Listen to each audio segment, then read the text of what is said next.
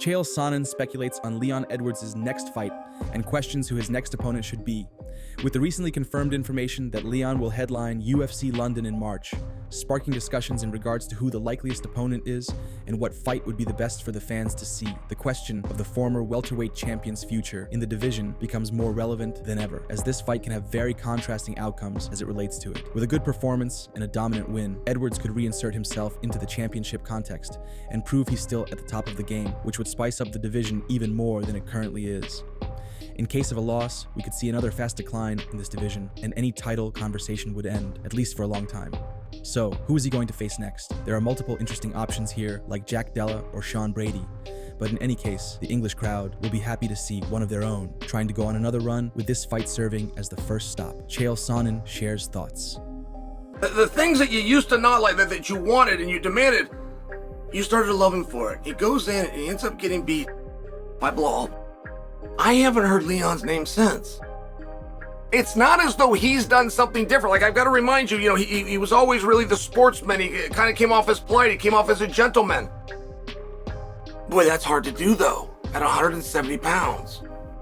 When they were talking about who should Blahal defend against first, the very first person that should have been considered was Leon. I myself was advocating for Kamaru Usman. And you do then have a question of, well, what would Leon have to do? What would Leon have to do to get back? 1 win, 2 wins? I think it makes it more probable to get Garry and get Leon in there together. And what will happen if Garry loses? Can I have my way then? If Garry is to lose to Rakhmonov, can I have my way and we get Leon versus Garry? Kamaru Usman and Henry Cejudo discussed the upcoming fight between Ian Garry and SHAVKAT Rakhmonov, which will take place on UFC 310. The former training partners will clash in a bout that holds high stakes for the trajectory of their careers. Mixed messages have come out from different fighters that have shared a gym with them during the period when they were a part of the same team, with some claiming Rakhmonov would easily submit Garry whenever he wanted to, and some stating that Garry frequently outclassed SHAVKAT in the striking range. We can certainly expect a high-level exchange on the feet from these two. But the interesting part is, will Rakhmonov initiate grappling in this one? And if he does, how does Garry's defensive grappling look against him? Ian is coming in as a significantly priced underdog, according to bookmakers, and a portion of fans who are also sports gambling enthusiasts see some value on his name here, which does make sense. Garry is a smart fighter that's willing to just, if he has to dance around for 30 minutes, he's gonna dance around. He's willing to do that in order to create the space that he wants, in order to try to land his strikes. SHAVKAT, not necessarily. SHAVKAT's gonna play the game with you for a little bit, but SHAVKAT at some point is gonna want to get going. So if Ian doesn't want to get going, like we know, Henry, it takes 2 to tango. So if Ian doesn't want to get going, that fight might not be the bloodbath that everybody's expecting, everybody's craving and going, oh yeah, ooh, ah. But I mean, on paper, I think it's a fantastic fight, and somebody's got to go. Who you got? Cut to the chase. Somebody's hoes got to go. But whose hoes going? Who's what? Ain't that right? Who's what? Who's always going? Man, I like it. I like it. I'm gonna have to. I might. Honestly, putting on my professional hat, I can see a world where Ian Garry gets this one done.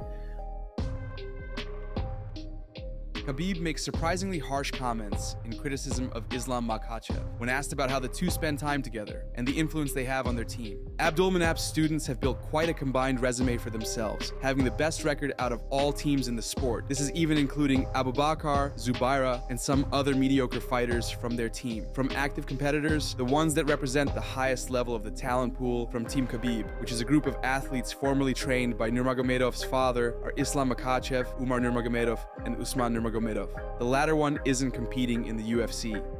The team leader, which is, of course, Khabib himself, is frequently asked about his cousin Umar, who is close to contesting for Bantamweight Championship in the UFC, and of course Islam, who holds the coveted lightweight title and was forced out of active competition due to an injury. In a recent interview to a Russian channel, Ushataika, Khabib was asked about Islam's next fight, which most likely will take place early next year against Arman Tsarukyan.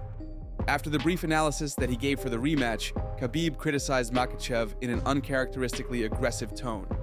As the reporter later said, he was seemingly very upset with Islam and was trying to send him a direct message. They have had some sort of a falling out.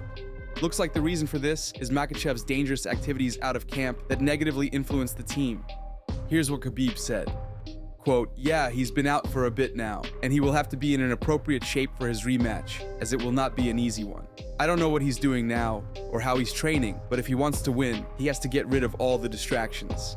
He's been into some extreme stuff, bike riding and base jumping and stuff like that. It negatively affects the team, as there are many young ones that have him as an example and can jeopardize their careers with stupid injuries. There should be no such hobbies for a fighter. The sport doesn't forgive. The snake must be eliminated by cutting off his head, as the saying goes." Unquote. Who will Jon Jones fight next?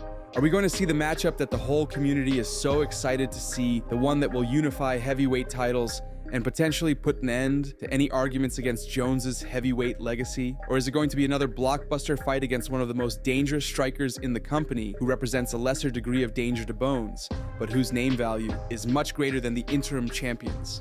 We can be certain that Dana and the brass are working hard to secure the first option, as it makes the most sense for the continuity of the division, and there's a consensus among fans on their preference to see this one over a fight against Alex Pereira.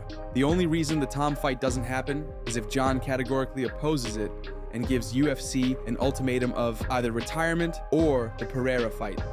At this point, that is highly unlikely, and everything we've seen from all sides about the likelihood of the title unification bout taking place has been positive, with everyone seemingly hinting that it's going in the right direction. Big John and Josh discuss Jon's next fight. The one I'd want to see the most is the one that I think is the most competitive fight.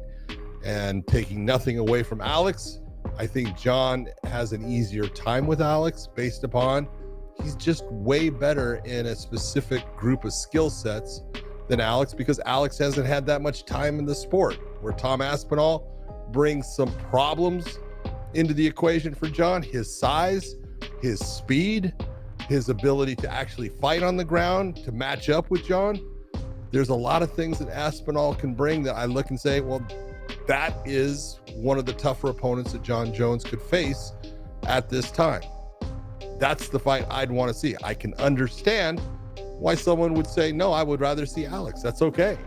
You know, it would still be a fun fight to see. I don't care which one. I just know what the UFC already told me. You're not getting one of them.